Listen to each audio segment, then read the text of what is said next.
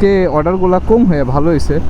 ও সে hyper, হে হে hyper, হে তালাবাদ hyper. আসসালামু আলাইকুম everyone, সবাই কেমন আছেন? আশা করতেছি আল্লাহর রহমতে সবাই ভালো আছেন। আলহামদুলিল্লাহ, আল্লাহর রহমতে আমিও ভালো আছি। সারাদিন পরে বিকেলবেলা বের হওয়ার ভেন্টিলেশনগুলো অফ করে নেই, নাইলে আবার কথা ক্লিয়ার বোঝা যাবে না। এখন ঠিক আছে, উপরেগুলো ভেন্টিলেশন বন্ধ করে নেই। সারাদিনে অর্ডার দিছিলাম শুধু একটা, তাও বুরজুল হসপিটালে, দারুশিফা সাইটে। ও মা, আর একটু আগে আসলে হয়েছিল। সবাই যেভাবে আসতেছে, চান্সই নেই আমার দেওয়ার। এখন বিকেলবেলা তো ভালো একটা জ্যাম পড়বে। আমি মূলত এখন দুইটা অর্ডার নিয়ে বেরোইছি। তার আগে সারাদিন এই 2টা থেকে 6টা পর্যন্ত আমি একটা অর্ডার দিছি বুরজুল হসপিটালে। আর এখন দুইটা অর্ডার নিয়ে বেরোইছিলাম। একটা অর্ডার ছিল আমার নেভিগেটে। ও মাই গড, প্রচুর লেভেলের জ্যাম পড়তেছে এখন। সব অফিসগুলা ছুটি হয়ে গেছে। আর 3টে বাজে জ্যাম ছিল স্কুলগুলা, যে স্কুলের বাসগুলো ছিল রাস্তায়। এই জায়গাটা একটু জ্যাম বেশি এই কারণে যে সবাই আন্ডারগ্রাউন্ডে যাইতেছে। এই যে দেখেন, এই গাড়িটাও যাইতেছে, কিন্তু কোন উল্টাভাবে যাইতো। যাই হোক, এখন একটু জ্যাম পড়তেছে এই কারণে যে সবাই মানে ইসে যাইতেছে, এই আন্ডারপাস দিয়ে যাবে। আন্ডারপাস দিয়ে গেলে তাড়াতাড়ি যেতে পারবে। উপরে কোনো সিগন্যাল, মানে আন্ডারপাসে গেলে তো কোনো সিগন্যাল হয় না, যার কারণে সবাই আন্ডারপাস দিয়ে যাওয়ার চেষ্টা করে।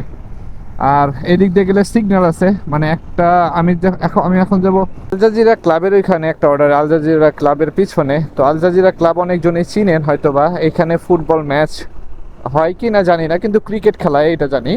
আর এই আল জাজিরা ক্লাব থেকেই কিন্তু বিশ্বকাপে বোধহয় খেলা হয়েছিল। ওই থেকে খেলে, মানে এক এক ক্লাব থেকে যে লোক আসে, তখন আল জাজিরা ক্লাব থেকে গেছিল খেলার জন্য।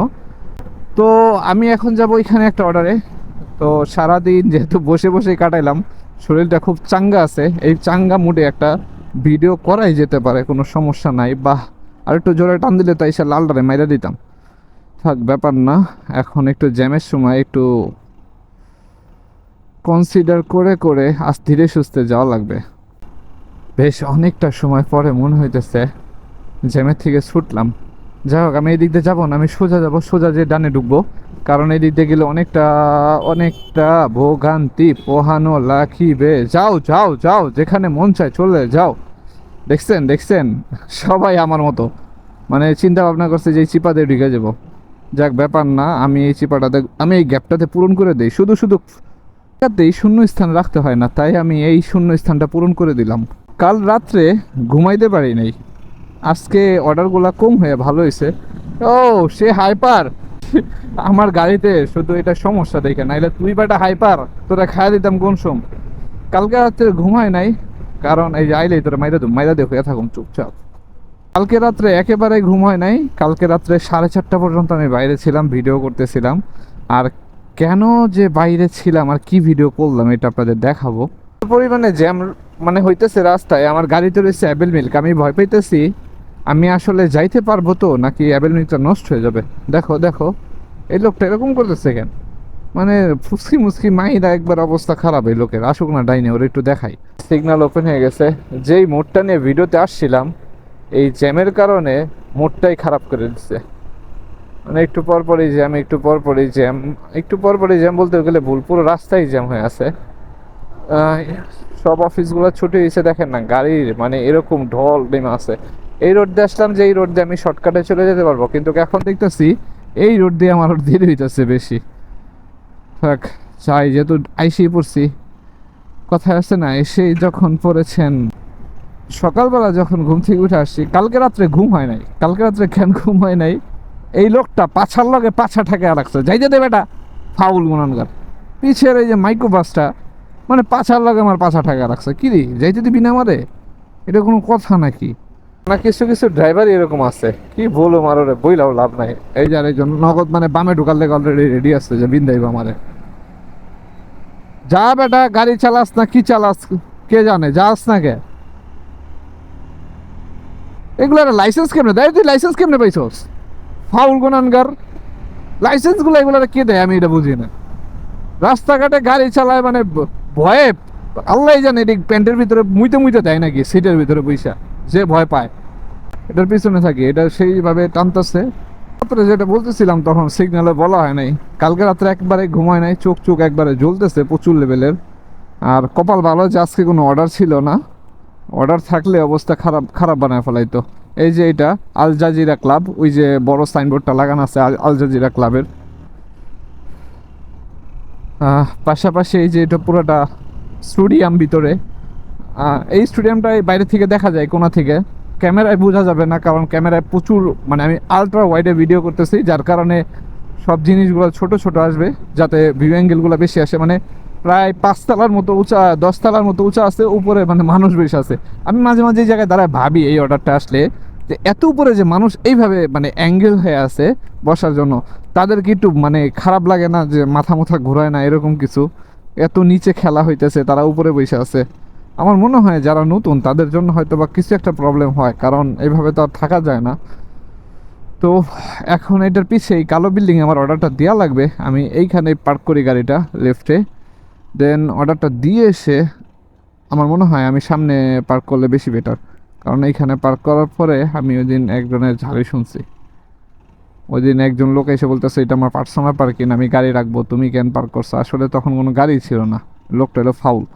আচ্ছা, এই জায়গায় পার্কিং করে আমি যাই, অর্ডারটা দিয়ে আসি, দেন দিয়ে আসার পরে কথা হবে ইনশাল্লাহ। A few moments later. Order দেওয়া শেষ করলাম, আসার সময় অনেক জ্যাম পাইতে পাইতে আসছি, জানি না এখন যাওয়ার সময় কি হবে। এদিক দিয়ে কি বের হইতে পারবো? আমার মনে হয় সামনে থেকে আমার ইউটার্ন করে বেরোয়া লাগবে। এদিক দিয়ে বের হইতে গেলে সমস্যা নাই, সামনে দিয়ে ইউটার্ন করে বের হবো। দোকান থেকে অলরেডি কল দেওয়া শুরু হয়ে গেছে। বিকেল একটা, এই দেখো এটা কত বড় বাস, দেখলেই তো ভয় লাগে। বড় গাড়ি তো সচরাচর রোডে দেখা যায় না, যার কারণে এটা সাইড দিয়ে গেলে ভয় লাগে। বাংলাদেশে থাকলে তো বাস বুস সবটির পাশ দিয়ে যাওয়া লাগতো। তো কালকে রাত্রে যেটা হয়েছে, কালকে রাত্রে ঘুমাইতে পারি নেই। একটা নতুন ভিডিও আসবে ইনশাল্লাহ খুব শীঘ্রই। ওইখানে আমি গেছিলাম মানে এয়ারপোর্টে। আচ্ছা, এটা স্কাই নিউজ চ্যানেলের একটা অফিস। আমি এটার পিছন থেকে দেখছিলাম, সামনে থেকে কখনো দেখা হয় না, আমি ভাবছিলাম এটা কোনো ফ্যাক্টরি। এখন দেখি এটা স্কাই নিউজের একটা অফিস।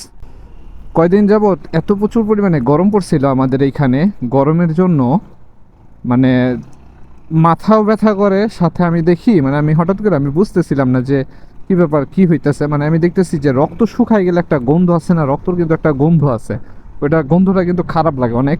যে রক্তের গন্ধটা আসতেছে কই থেকে, হ্যাঁ। তো মানে আমি বারবার খালি ভাবি কই থেকে আসতেছে, কই থেকে আসতেছে। দেখতেছি মাস্ক পরলে, মানে আমি যে মাস্কটা পরে রাইড করি, ওই মাস্কটা পরলে এরকম গন্ধ আসতেছিল।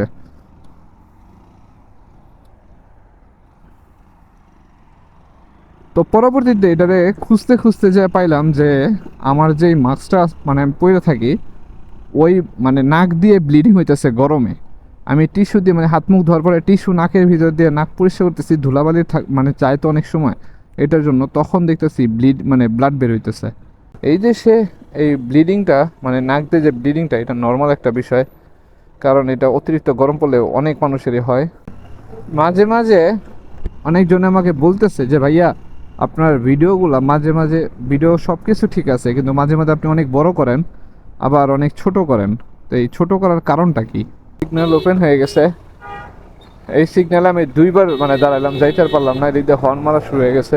আচ্ছা, ওই লোকটা রং করছে, নুনের যেই লোকটা, সে ঠাস করে বামে ঢুকে গেছে, বামে ঢুকে মানে রং করে বামে ঢোকার কারণে পিছন থেকে ওনাকে হর্ন দেওয়া শুরু হয়েছে। তো যেটা বলতেছিলাম, আপনারা মাঝে মাঝে আমাকে বলেন ভাই আপনার ভিডিও মাঝে মাঝে খুব বড় হয়, আবার ছোট হওয়ার কারণ কি? ছোট হওয়ার কারণটা আর বড় হওয়ার কারণটা আমি বলি। মাঝে মাঝে আমার ভিডিও 20 মিনিট 25 মিনিট পর্যন্ত হয়ে যায়, 25 মিনিট আছে নাকি জানি না, 22 মিনিট পর্যন্ত বোধহয় আছে।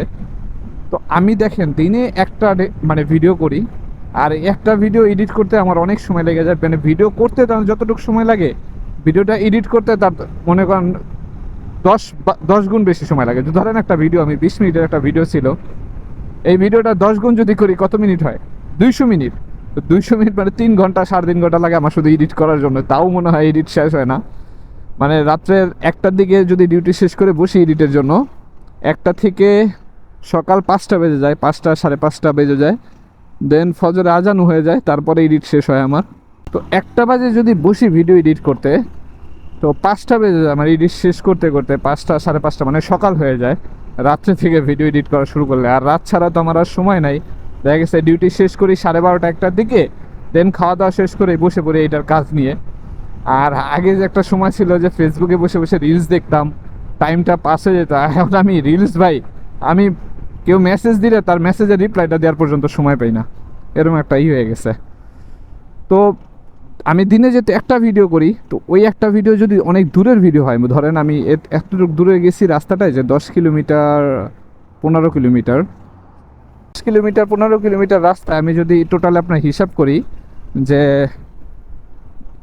মানে 10 কিলোমিটার গেলে আসতে আর যাইতে 20 কিলোমিটার, তো 20 কিলোমিটার রাস্তায় মিনিমাম সময় লেগে যায় 20 মিনিট 25 মিনিট আমার অর্ডারটা দেই এরকম।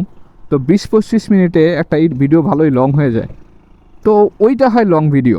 আর যেটা হয় মানে 5 মিনিট 6 মিনিট 10 মিনিট, এগুলো হয় কি যে এখন যে অর্ডারটা দিলাম, আমি আল জাজিরা ক্লাবের ওই জায়গায় গেছিলাম, এটা হয়তো বা আমার যাওয়ার সময় একটু সময় লাগছে, কিন্তু জ্যামের ভিতর তার কথা বলতে পারি নাই বা কিছু মানে ওরকম শ্যুট নিতে পারি নাই।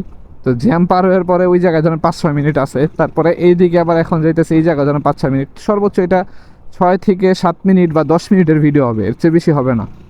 তো এর জন্য ভিডিওগুলো লং হয় আর শর্ট হয়। আর একজন আমাকে কমেন্ট করছেন যে ভিডিওটা দেখলাম পুরোটাই, কিন্তু শিখতে মানে কি বুঝাইলেন বুঝলাম না। ভাই দেখেন, আমার ভিডিওতে বোঝার মতো কিছু নাই, আপনি কি জানতে চান ওইটা বলেন। হয়তো বা আপনি আমার এরকম কিছু বলতে চাইছেন যে আপনি কিছু শিখতে পারেন নাই। দেখেন, আপনারা যদি কমেন্টে যেটা বলবেন আমাকে, আমি এই পর্যন্ত যারা কমেন্ট করছে হয়তো বা কেউ একজন এরকম বলতে পারবে না যে ভাই আপনাকে কমেন্ট করছিলাম একটা বিষয় নিয়ে, আপনি ওইটা আমার জানার নাই।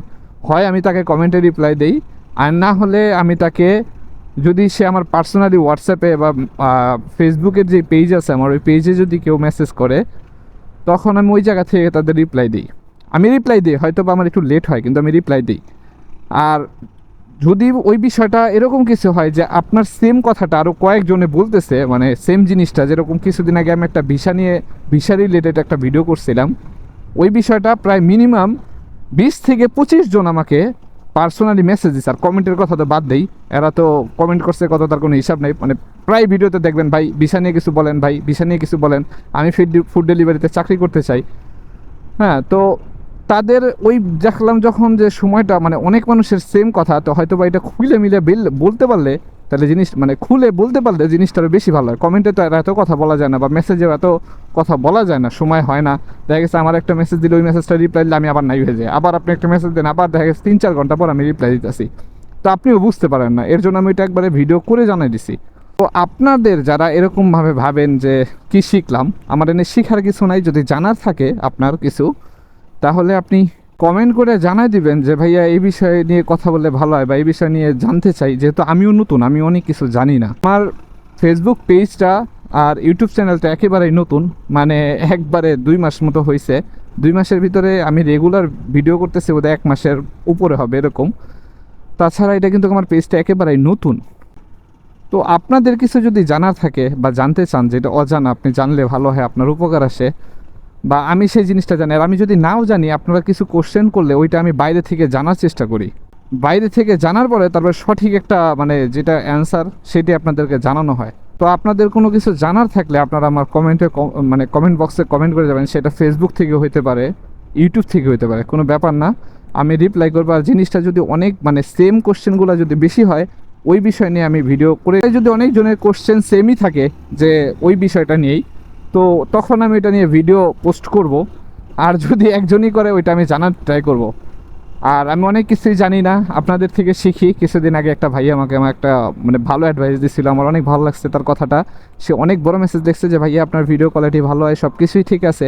এটা ইউটিউবে সে মানে আমার করছিল, কমেন্ট করছিল যে আপনার সব কিছুই ঠিক আছে, কিন্তু আপনি মাঝে মাঝে মিউজিক লাগাইলে ভালো হইতো ভিডিওতে, কারণ আপনি এত কথা বলেন, এটা বোরিং হয়।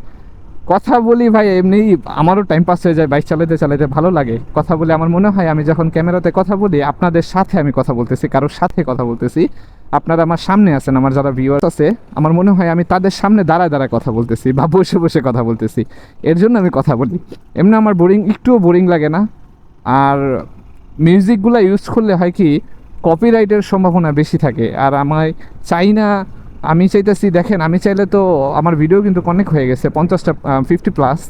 আপনি অনেক চ্যানেলে আমি দেখছি 50+ হইলে তারা চ্যানেল বুস্ট করায় বা কোনো কিছু করায়, এটার সাবস্ক্রাইবার ফলোয়ার বাড়ায় ফেলে। আমি কিন্তু এগুলো কিচ্ছুই করিনি। আমার চিন্তা হলো জাস্ট আমার মন থেকে একটা ইচ্ছা ছিল আমি ভিডিও করব, ভিডিও মেক করব, সেই জায়গা থেকে আমার ভিডিও করা।